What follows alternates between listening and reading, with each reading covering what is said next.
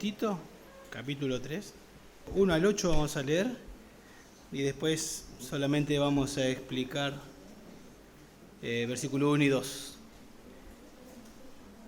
Dice así la palabra de Dios: recuérdales que estén sujetos a los gobernantes, a las autoridades, que sean obedientes, que estén preparados para toda buena obra, que no injurien a nadie, que no sean contenciosos, sino amables, mostrando toda consideración para con los hombres, para con todos los hombres.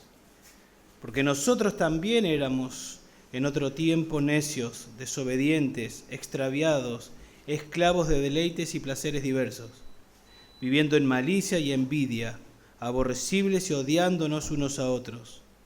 Pero cuando se manifestó la bondad de Dios nuestro Salvador y su amor hacia la humanidad, Él nos salvó, no por obras de justicia que nosotros hubiéramos hecho, sino conforme a su misericordia, por medio del lavamiento de la regeneración y la renovación por el Espíritu Santo, que Él derramó sobre nosotros abundantemente por medio de Jesucristo nuestro Salvador, para que justificados por su gracia fuésemos hechos herederos según la esperanza de la vida eterna.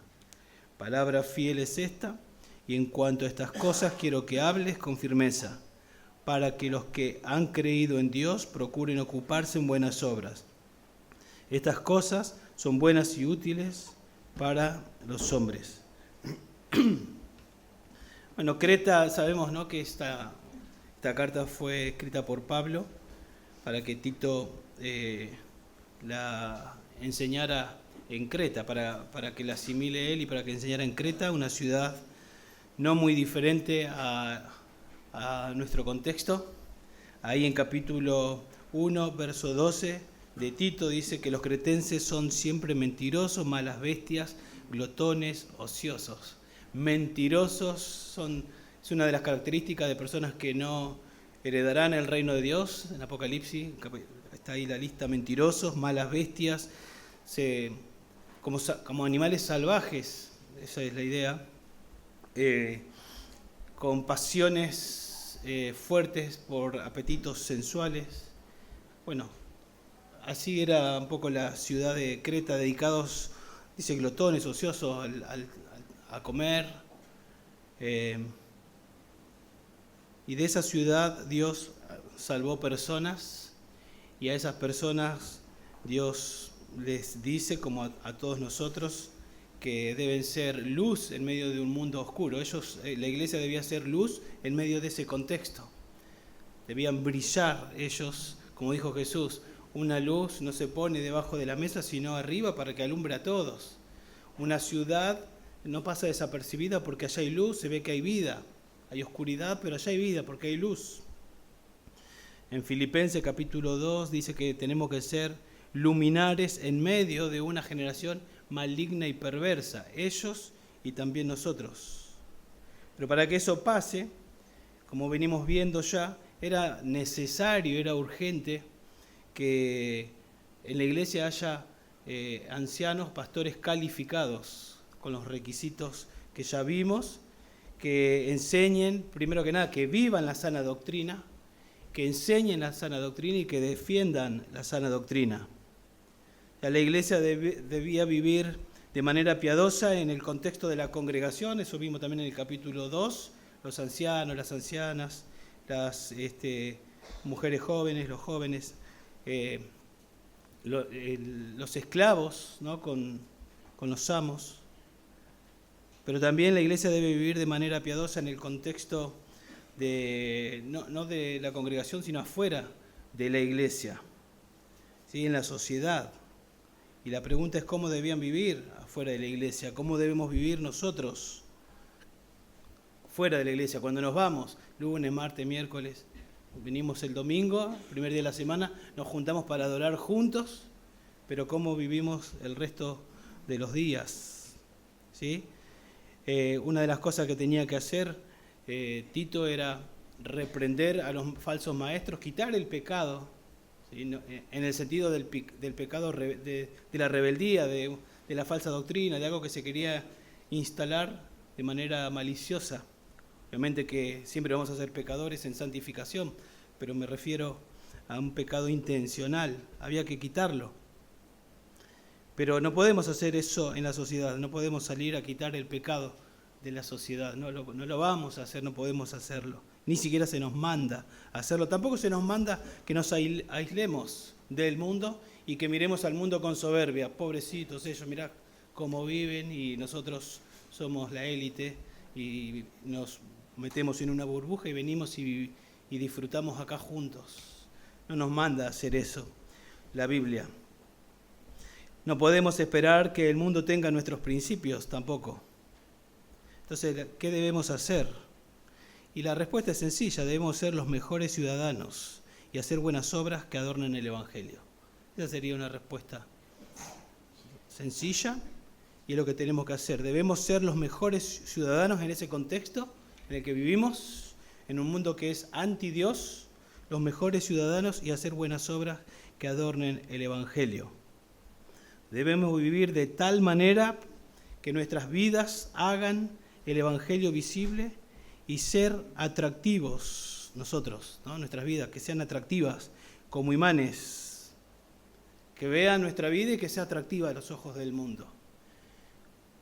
Muchos se van a alejar, ¿no? Porque cuando Jesús, si bien nosotros no somos Jesús era perfecto, nosotros somos la luz del mundo e intentamos imitar a Jesús y ese es el propósito del Espíritu Santo, ir formando a Jesús en nosotros. Y la Biblia dice en Juan 3:19 que cuando los hombres vieron la luz, amaron más las tinieblas. ¿Por qué? Porque sus obras eran malas. Entonces muchos se van a alejar, pero tenemos que asegurarnos que sea por eso, porque somos luz. Pero otros van a ser atraídos, porque van a ver nuestra vida atractiva y van a ser atraídos. Van a mirar al resto y decir, estas personas son diferentes. Como Pedro le dice a los cristianos, allá en 1 Pedro 2:12, mantened entre los gentiles, entre los inconversos, una conducta irreprochable, a fin de que en aquello que os calumnian como malhechores, ellos, por razón de vuestras buenas obras, al considerarlas, glorifiquen a Dios en el día de la visitación. ¿Ve? La vida de nosotros, vivida en un contexto de incrédulos, debe ser como una especie de imán a las personas. Obviamente, hacer el Evangelio visible, nadie se salva por ver vidas transformadas, pero eso va a ser lo que va a prestar el oído de las personas para que les prediquemos el Evangelio. Nosotros no éramos como somos, aún ni siquiera somos perfectos todavía, pero no somos lo que éramos. Y eso ocurre por esto, y ahí le compartimos el mensaje del Evangelio. Esto fue lo que transformó nuestras vidas. Bueno, la sana doctrina produce buenas obras que se deben evidenciar en tu conducta en la sociedad, específicamente ante las autoridades y la sociedad incrédula. La sana doctrina produce buenas obras que se deben evidenciar en tu conducta en la sociedad, ¿sí? Autoridades y sociedad incrédula. Vamos a mirar en esta porción, que no la vamos a mirar toda, ¿sí? La vamos a hacer en dos partes, dos instrucciones que apelarán a tu conducta para que embellezcas el Evangelio ante las autoridades y la sociedad sin Cristo. ¿Sí? Dos instrucciones que apelarán a tu conducta, para que embellezcas el Evangelio ante las autoridades y la sociedad sin Cristo. Verso 1 y 2 nos muestra la manera en la que nos tenemos que conducir, es decir, el modo en que ejecutamos lo que nos corresponde. Podemos decir, esa es nuestra responsabilidad. Y versículo 3 al 8, el motivo por el cual debemos conducirnos de esta manera. ¿Sí? Las razones, la base teológica, deben conducirse de esta manera, verso 1 y 2, por estas razones.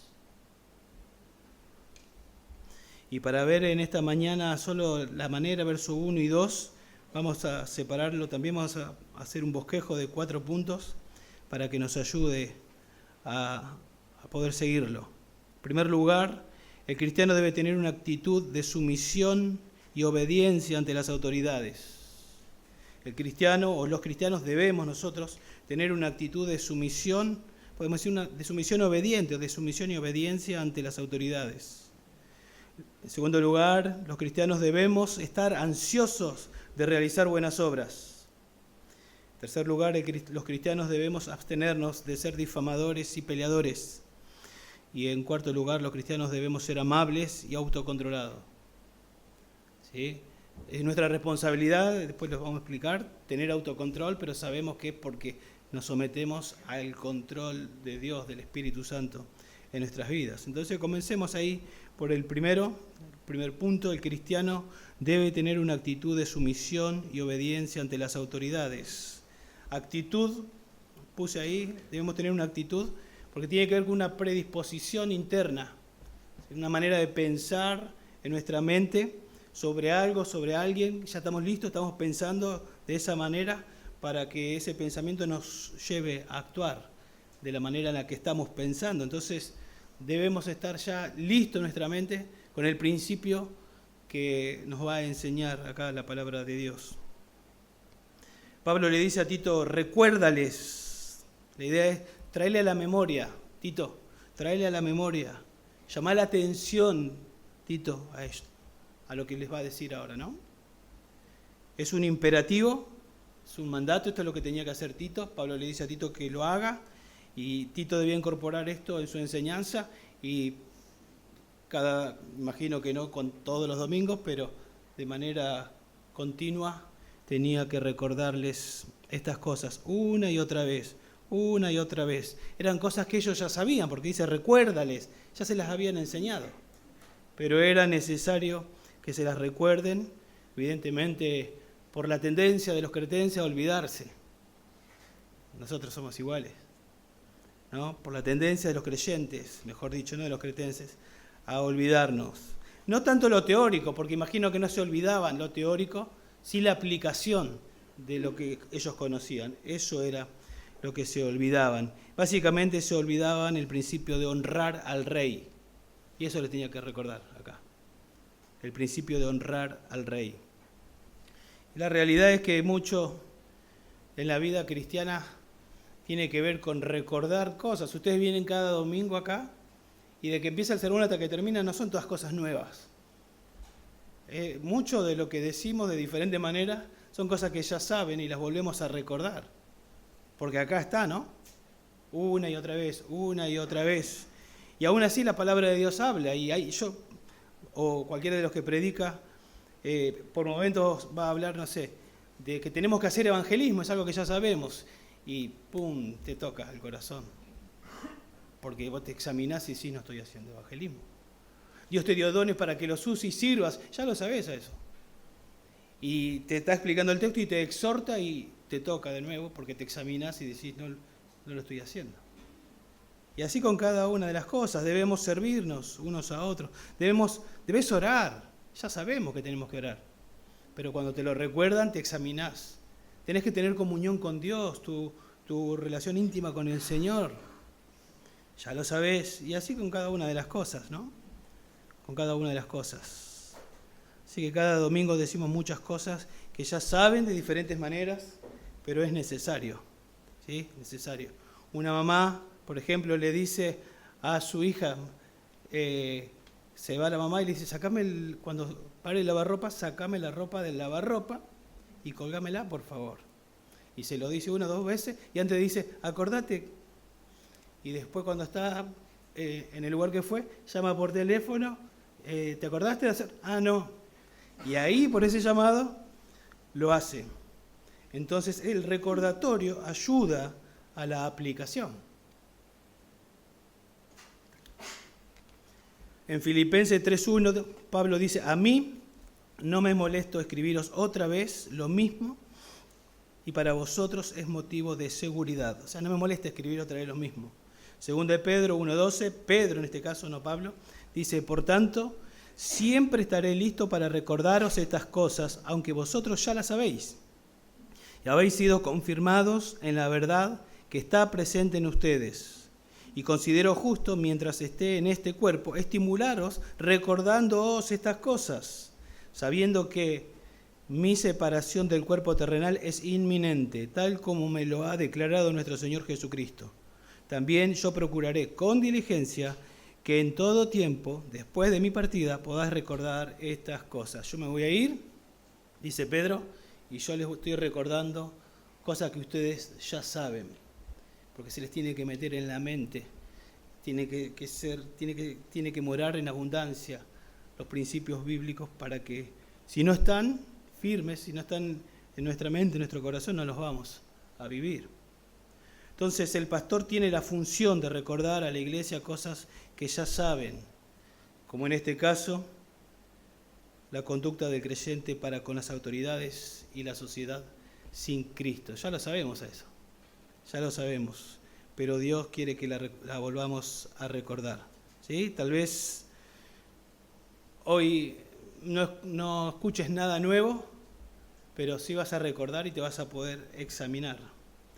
¿Sí? Así que prestemos atención porque es lo que Dios quiere que hagamos.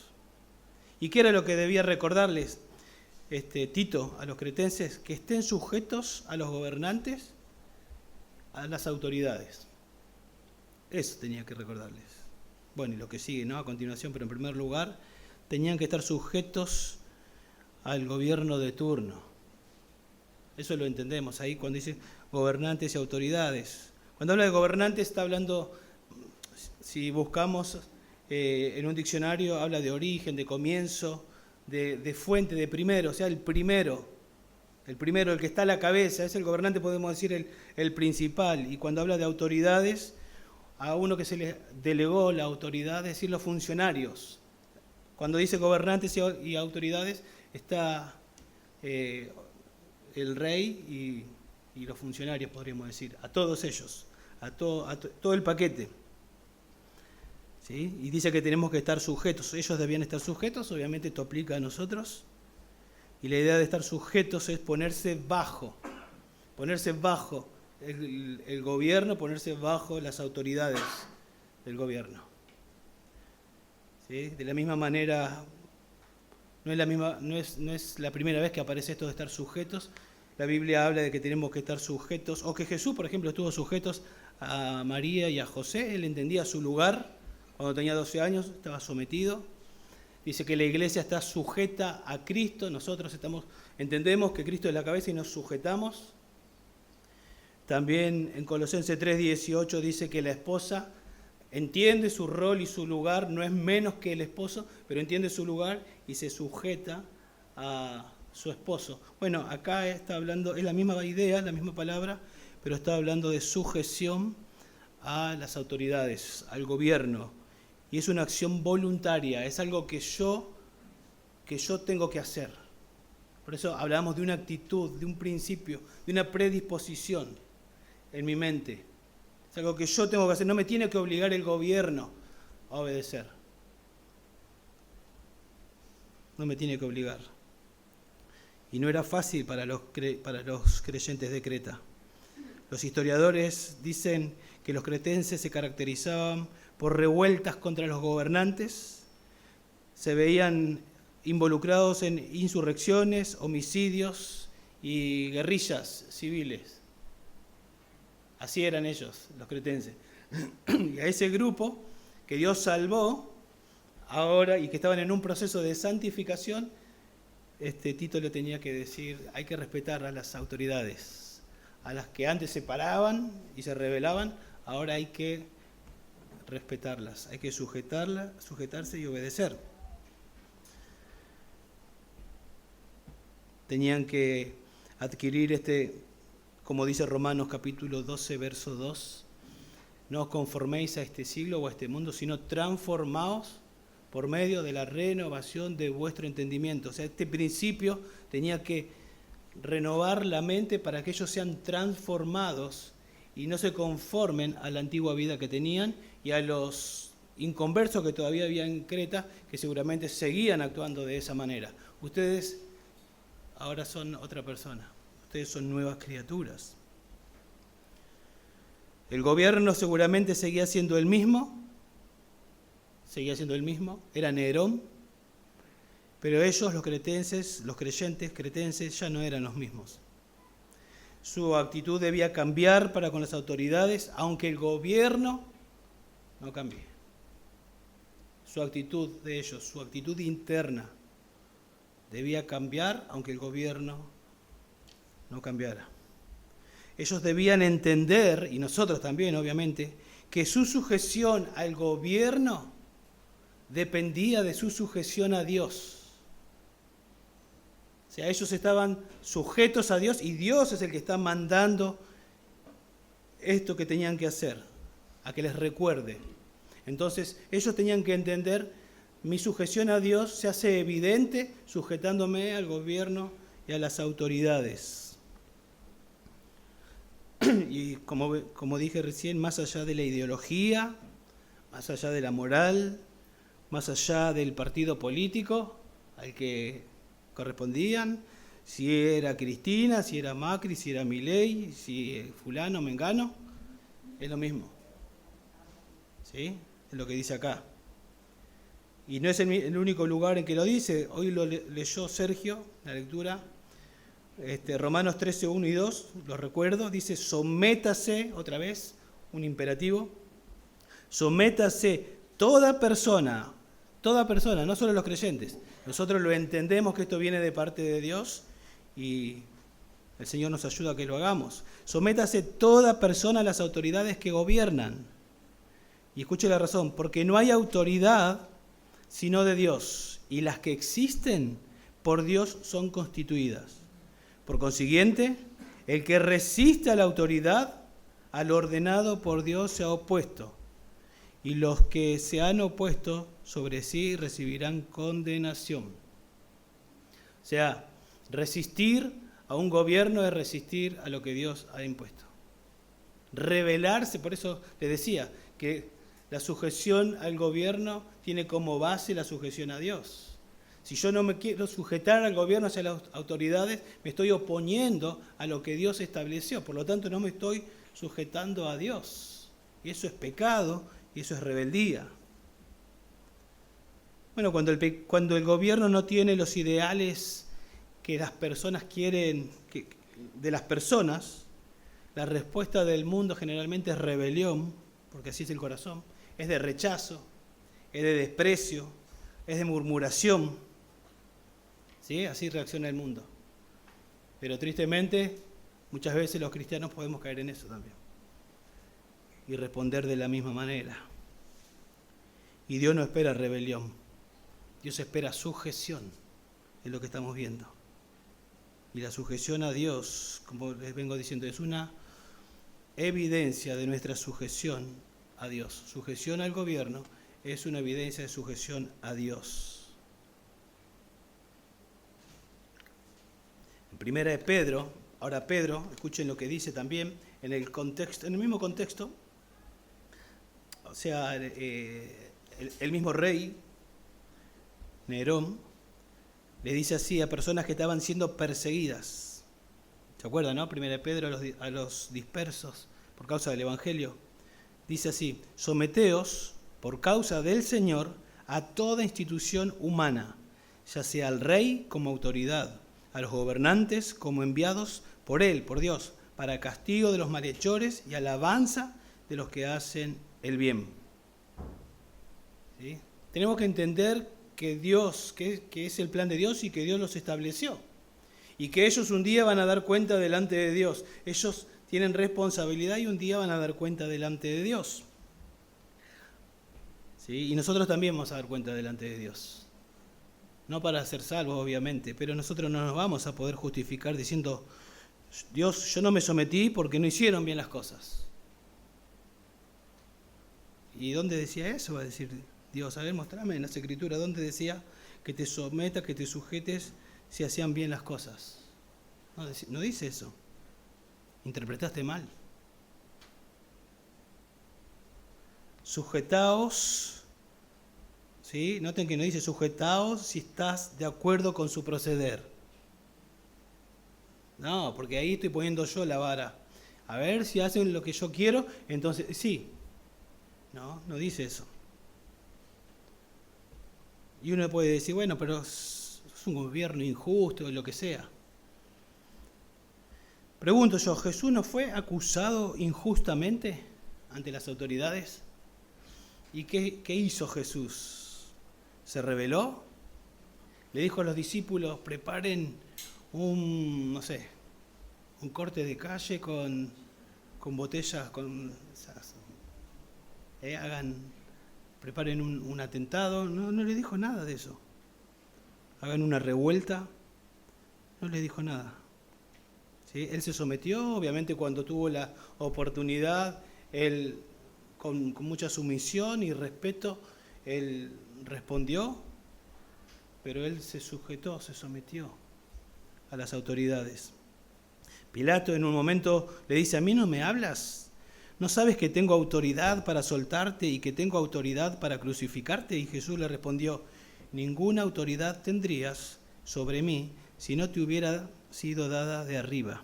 Por eso el que me entregó a ti tiene mayor pecado. Jesús entendía, tenía el principio teológico de Dios te puso, un día vas a rendir cuenta, y lo que está pasando no está fuera del control de Dios. Entonces Dios está en control. Aunque vos sos injusto, yo voy a hacer lo que tengo que hacer porque yo sé que Dios está gobernando.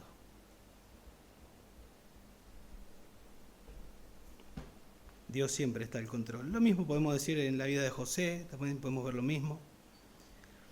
Y también tenemos que decir que es bueno que haya gobernantes y autoridades, porque esa es la voluntad de Dios, acá lo vemos. ¿Sí? Ellos están para cuidarnos, se leyó en Romanos. Y uno puede decir, bueno, pero no nos cuidan. No nos cuidan.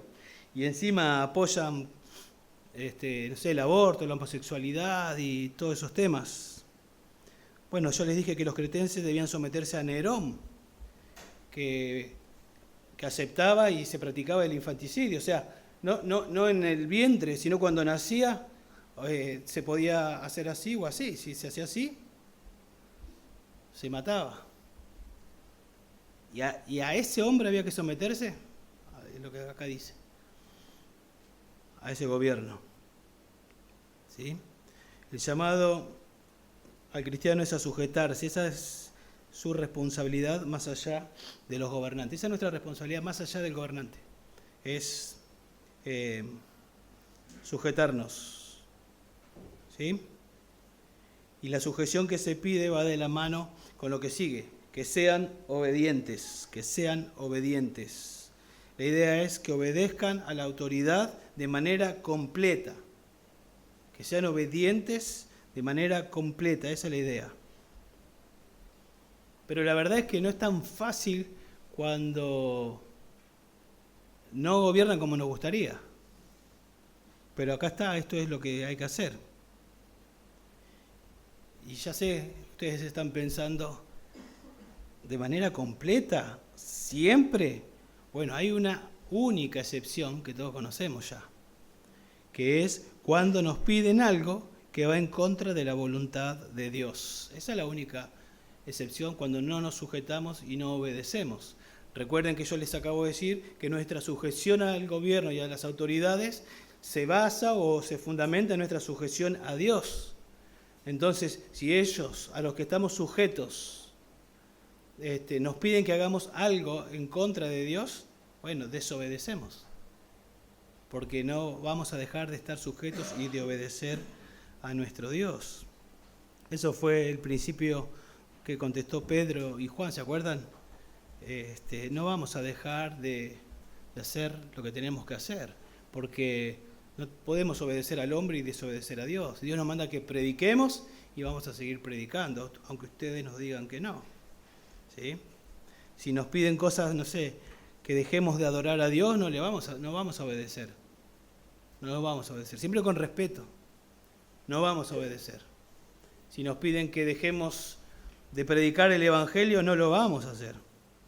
Si nos piden, que dejemos de estar juntos, no lo vamos a hacer. Bueno, todas las cosas que la Biblia nos piden que hagamos, no las vamos a hacer. Y bueno, y las consecuencias pueden ser difíciles. Los amigos de Daniel dijeron, no vamos a adorar la estatua. Y terminaron en el horno de fuego. Y después todos conocemos la historia. A John Bunyan le pidieron que dejara de hablar de Cristo. Él tenía una hijita ciega. Dejá de hablar de Cristo y te damos la libertad. Creo que estuvo 13 años preso, si no me equivoco. Te damos la libertad con la necesidad que había en su casa, una hijita ciega, etcétera, etcétera. Y dijo, no, porque no voy a cumplir. Me vas a dar la libertad y lo primero que voy a hacer es predicar el Evangelio, porque eso es lo que Dios me pide que haga. Y se sometió con respeto. ¿Sí?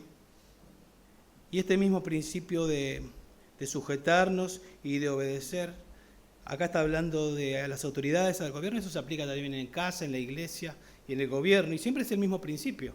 En la casa los hijos se someten a los padres, pero si los padres le dicen algo que va contrario a la Biblia, el hijo no debería, papá te amo, pero no me pidas que haga eso porque deshonra a Dios. Lo mismo en la iglesia y lo mismo como estamos viendo con el tema del gobierno. Ese es el principio. Cuando me piden que haga algo que va en contra de Dios, bueno, ahí no obedecemos. Mientras no te pidan desobedecer a Dios, debes estar predispuesto con una actitud de sujeción obediente o de sujeción y obediencia. ¿Sí? Ya lo sabían, ¿no? Pero estoy seguro que se están examinando. Por eso Dios es sabio y dice que lo recordemos.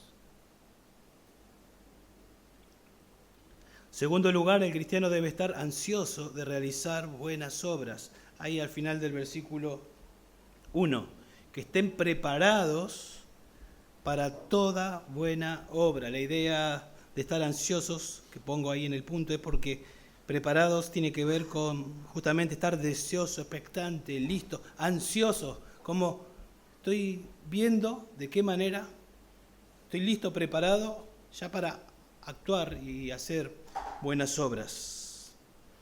¿Sí? Estas buenas obras que dice acá puede referirse, si uno mira así esta frase, buenas obras puede estar refiriéndose a hacer buenas obras en todo momento, en todo lugar, con todas las personas, y está bien y eso es bíblico.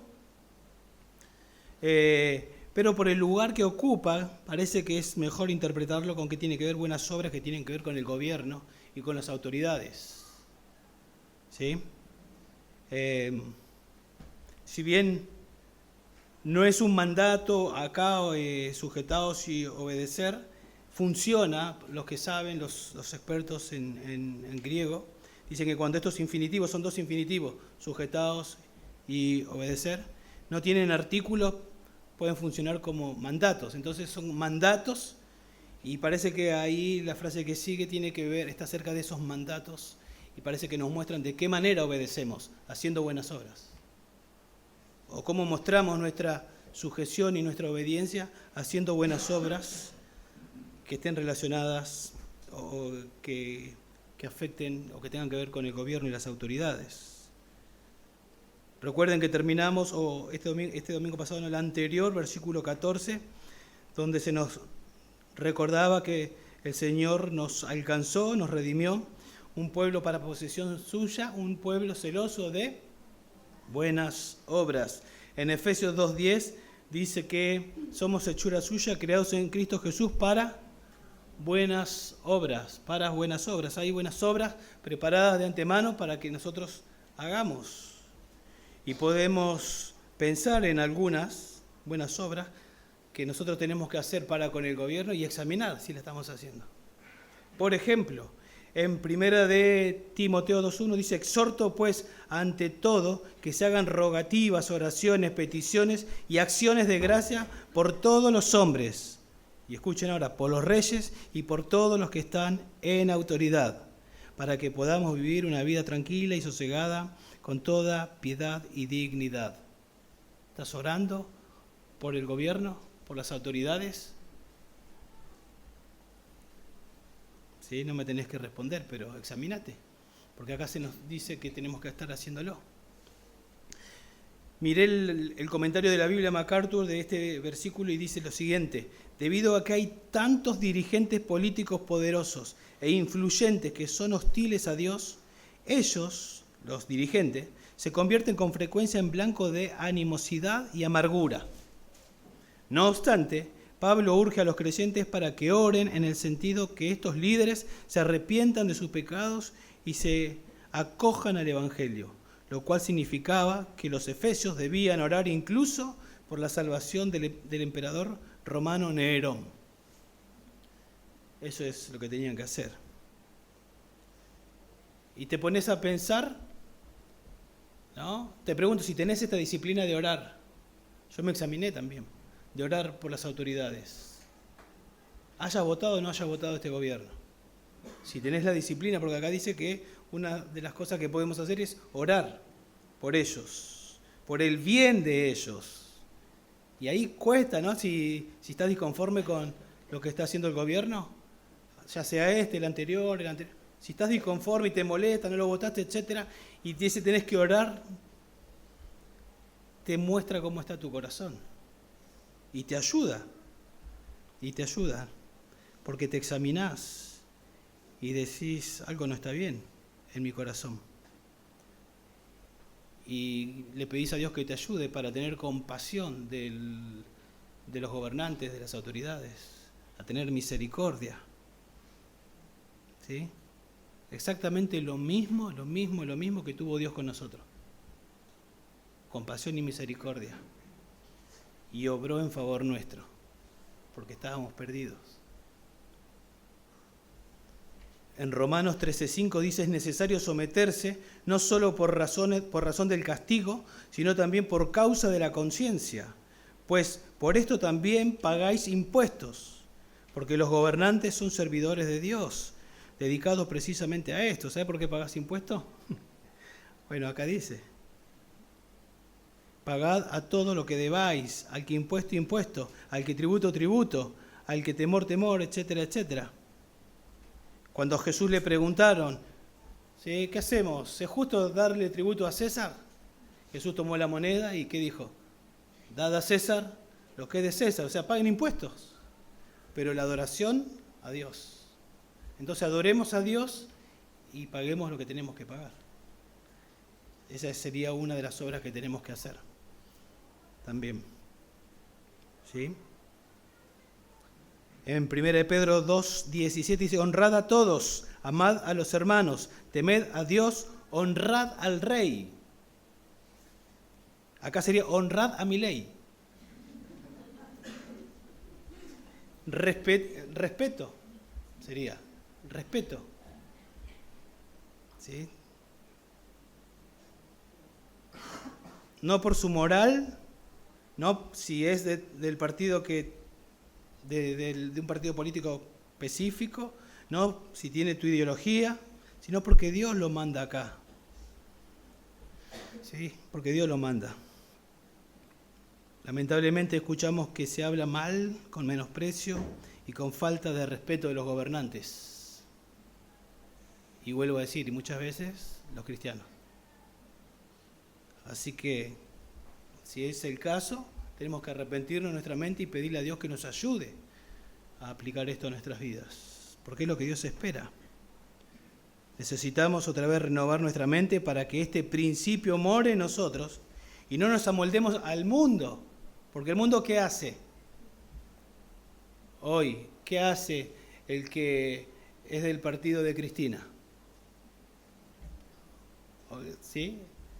Y nosotros, y viceversa, ¿no? Y al revés, cuando estaba el otro gobierno, el otro partido, y así. Y si nosotros no tenemos este principio en nuestra mente, te amoldás para un lado o para otro, depende del criterio. Pero ¿qué dice la Biblia? ¿Qué dice la Biblia? ¿Qué espera? ¿Qué me enseña la Biblia en cuanto al gobierno, en cuanto a los gobernantes y en cuanto a mi rol como creyente, como ciudadano, pero como creyente? ¿Qué tengo que hacer? Y el Señor me tiene que ayudar a que lo haga. El cristiano debe abstenerse, en tercer lugar, de ser un difamador y un peleador. Ahí pasamos ya al versículo 2, y ahí sí ya parece que amplía, ya es como que, no es que deja de incluirlos a los gobernantes y a las autoridades, sino que ya amplía y ya no solo ellos, sino todos.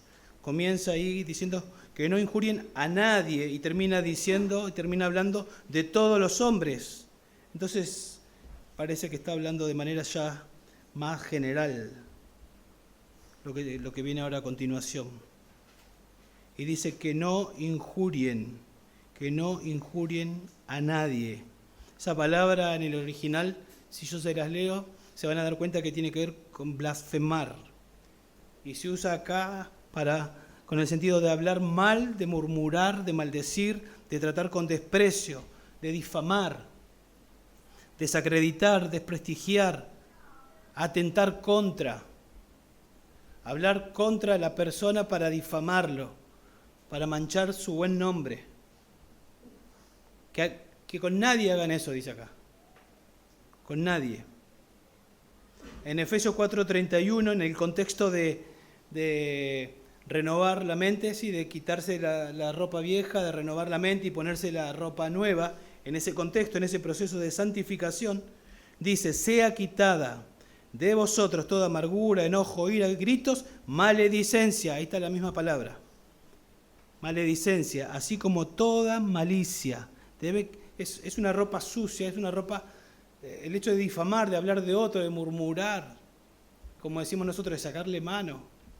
Esa es la ropa del inconverso, la que teníamos antes, eso hay que sacarlo.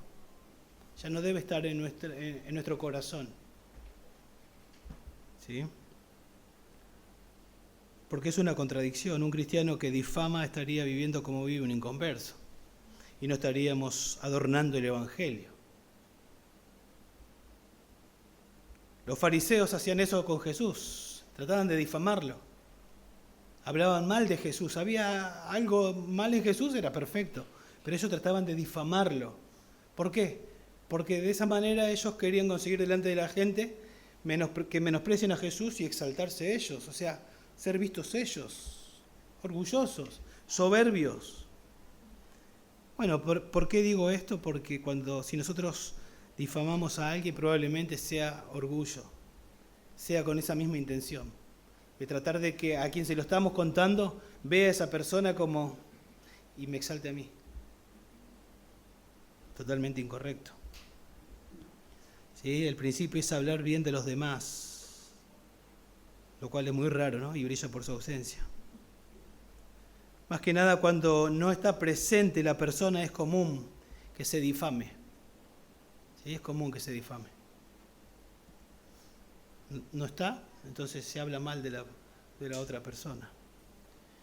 Ahora, si alguien se caracteriza por difamar, vos te caracterizás por difamar, por hablar mal de otros, en un contexto de personas, y ese es tu patrón. Cuando vos te vas a esas personas, ¿qué concepto van a tener de vos?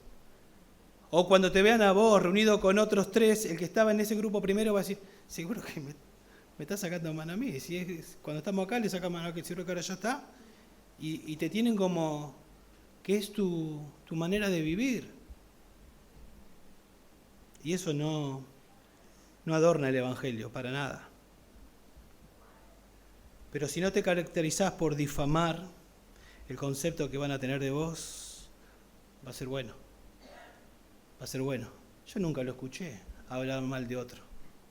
Es más, cuando en algún momento quise hablar mal, me frenó y me dijo, no hables así, porque no está. Y si querés, andá y decíselo, ¿querés que lo llame? Y decíselo a él, si tenés un problema y lo has solucionado de esa manera. Entonces, cuando te ve allá con el otro grupo, está tranquilo, porque dice, nada, él. O están hablando mal de vos, sí, estoy seguro, pero fulanito, seguro que no. Porque ya tiene un concepto diferente de vos. Habéis oído que se dijo, amarás a tu prójimo y odiarás a tu enemigo. Pero yo os digo, amad a vuestros enemigos, orad por los que os persiguen, para que seáis hijos de vuestro Padre que está en los cielos, porque Él hace salir el sol sobre malos y buenos y llover sobre justos e injustos. Porque si amáis a los que os aman, ¿qué recompensa tenéis? ¿No hacen también lo mismo los recaudadores de impuestos?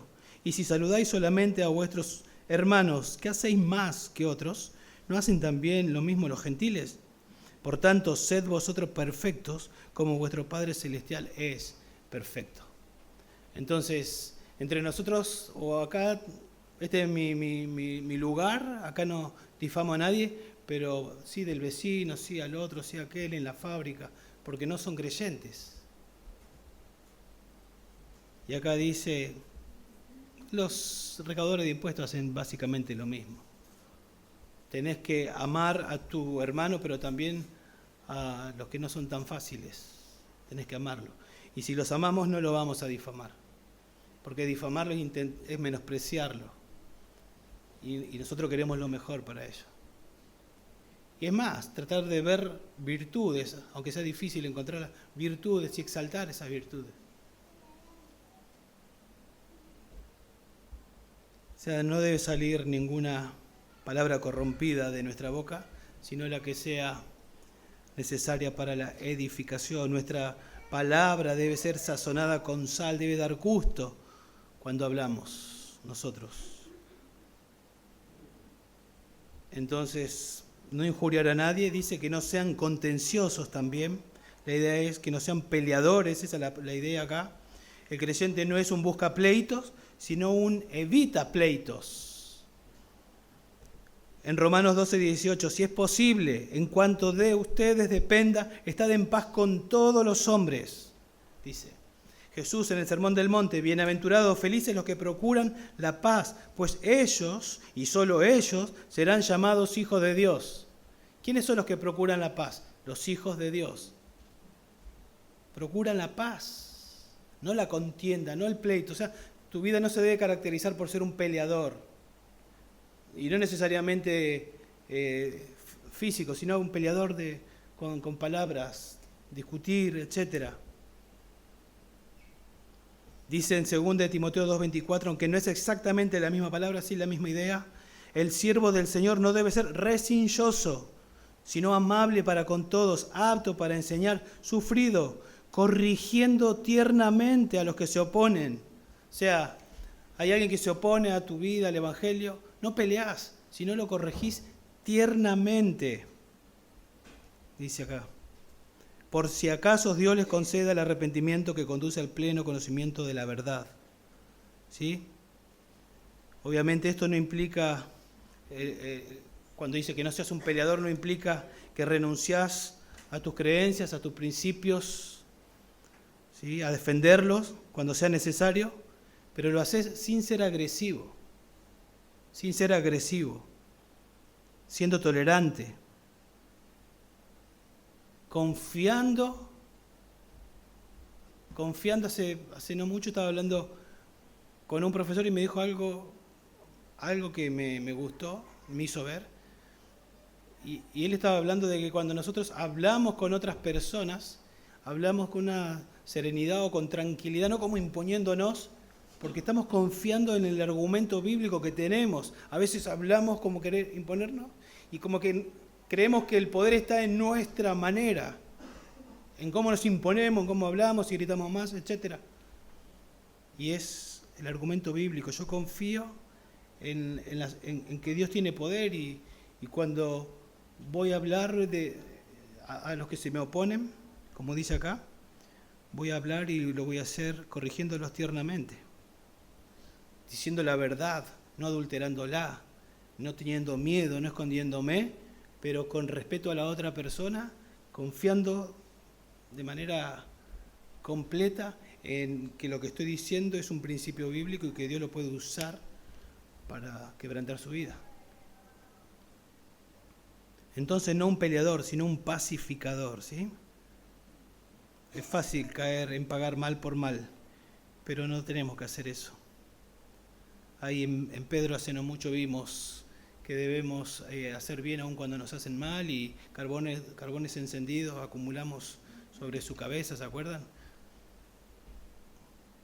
Bueno, Jesús nos enseñó, Él nos dejó ejemplo para que sigamos sus pisadas. Él sufrió y nos dejó ejemplo para seguir sus pisadas. No fue un peleador. Aun cuando estaba sufriendo ante sus enemigos, les expresaba la palabra de Dios. Les exponía tiernamente la palabra de Dios, con convicción, con firmeza, pero no así como un peleador. En cuarto lugar, el cristiano debe ser amable y autocontrolado. El contraste a ser peleador y ya casi no amables, mostrando toda consideración para con los hombres. La idea de amable es bondadoso, paciente, gentil, afable. Es una palabra, coinciden todos los comentaristas, que es una palabra bastante difícil de comunicar el significado con una sola palabra. Por eso, bondadoso, paciente, gentil, afable, buen trato, etcétera, etcétera. Porque todo eso abarca el ser amables. Creo que Reina Valera dice gentileza y la Biblia de MacArthur dice puede referirse a misericordia o clemencia frente a las faltas y fallas de otros. Puede incluso aludir a paciencia con alguien que se somete a injusticia o maltrato, sin deseo ni intención alguna de desquitarse. La gracia con humildad abarca todas estas actitudes. Pero me puse a pensar y creo que lo podemos resumir en teniendo una disposición a tratar bien a las demás personas más allá de lo que recibimos o de lo que nos hagan. Estar siempre dispuesto a ser amable, gentil, quiero buscar el bien, más allá de cómo me traten. Creo que eso es tenerle paciencia, respetarlo, ayudarlo, no mirar para otro lado. ¿Sí? Bueno, dije que es el contraste a pleitos. En Gálatas 5:20, pleitos está dentro de las obras de la carne. Y dentro del fruto del Espíritu habla de paz, benignidad. Entonces no busco pleito, busco paz. Soy bondadoso, soy amable. Eso es. ¿Sí? Yo te pregunto, ¿es evidente tu amabilidad? ¿Todos la notan? ¿Estás en la fábrica o donde estás, en el contexto en tu barrio? ¿Sos considerado una persona amable? Una persona que está dispuesto siempre a hacerle el bien, con buena disposición de ayudar, pensando en el otro. Amables, mostrando toda consideración para con todos los hombres. O mansedumbre, dice Reina Valera. Y la idea es poder bajo control. Toda consideración, ¿sí? O mansedumbre tiene que ver con poder bajo control. O sea, estamos sujetos al poder de Dios que nos capacita para no reaccionar con los que no aman a Dios. Somos amables, nos tratan mal, somos amables y el poder de Dios nos controla para no reaccionar y mostrar a Cristo en ese contexto. Gentileza, humildad, cortesía, consideración, mansedumbre, en lugar de agresividad, furia repentina, brusquedad. Y Pablo dice, toda consideración o toda mansedumbre. ¿Para quiénes? Para con todas las personas. No algunas, para con todas. Les leo algunos versículos. 1 de Pedro 3:15, santificad a Cristo como Señor en vuestros corazones, estando siempre preparados para presentar defensa ante todo el que os demande razón de la esperanza que hay en vosotros, pero hacedlo con mansedumbre. Ahí está la palabra. Y reverencia, hacerlo controlado por el Espíritu y con reverencia. En 2 Timoteo 2:25, corrigiendo tiernamente, ahí está la palabra, con mansedumbre, controlado por el Espíritu. A los que se oponen, por si acaso Dios les da el arrepentimiento que conduce a pleno conocimiento de la verdad. Bienaventurados los humildes o los mansos, dice la bienaventuranza, pues ellos heredarán la tierra. Y habíamos explicado y lo habíamos ilustrado cuando explicamos ese texto de un caballo salvaje que luego se doma, el caballo tiene la misma fuerza pero ahora está domado y está controlado por un jinete. Ya no anda haciendo berrinche y tirando patadas para todos lados, ahora esa fuerza está bajo control. Y ahora que nosotros vinimos a Cristo, nuestra fuerza bajo el control de Dios. Entonces, como escogidos de Dios, santos y amados, revestidos de tierna compasión, bondad, humildad, mansedumbre y paciencia, la ropa ¿sí? que nos tenemos que poner es mansedumbre. Y en Gálatas 5:23, cuando habla del fruto del Espíritu, dice mansedumbre, dominio propio, etcétera, etcétera. O sea que la mansedumbre es fruto del Espíritu Santo. No podemos evidenciar mansedumbre, o lo que dice acá, si el Espíritu Santo no nos está controlando, si no estamos sometiéndonos al control de Dios en nuestra vida. ¿Y por qué esta conducta se espera de nosotros? Porque así nos trató Dios cuando nosotros éramos iguales que ellos. Y eso es lo que vamos a ver la semana que viene. ¿Sí? Porque nosotros éramos iguales que ellos. Y es nuestra misión hacer el Evangelio visible, embellecerlo con nuestra conducta ante las autoridades, ante la sociedad incrédula, intentando ganar a mayor número de hombres posible. ¿Sí? Eso es lo que Dios espera de nosotros, que nuestra vida adorne el Evangelio y que se caracterice por esta manera de comportarnos. Examinémonos y que Dios nos ayude a que lo podamos hacer. Vamos a orar. Señor, te damos gracias por tu palabra, te agradecemos por enseñarnos, por recordarnos cosas que ya sabíamos, pero que nos llevan a examinar nuestra vida, nuestro corazón. Y te pido que no lo dejemos, Señor, acá en este salón, que lo llevemos en nuestra mente, en nuestro corazón, que podamos reflexionar, Dios, y hacer los ajustes necesarios para poder representarte mejor, Dios, como ciudadanos del cielo. Queremos ser los mejores ciudadanos, Señor, de la Argentina, porque eso te glorifica, Señor, porque eso hace el Evangelio visible. Ayúdanos, Señor, a orar por el gobierno, a orar por las autoridades, a no tener nada en nuestro corazón, a recordar, Señor, de dónde nos sacaste y que ahora somos diferentes y nos pides otras cosas, Dios, que son posibles por el obrar de tu Espíritu en nuestras vidas. Ayúdanos a adornar el Evangelio. Por favor, te lo pedimos en el nombre de Jesús. Amén.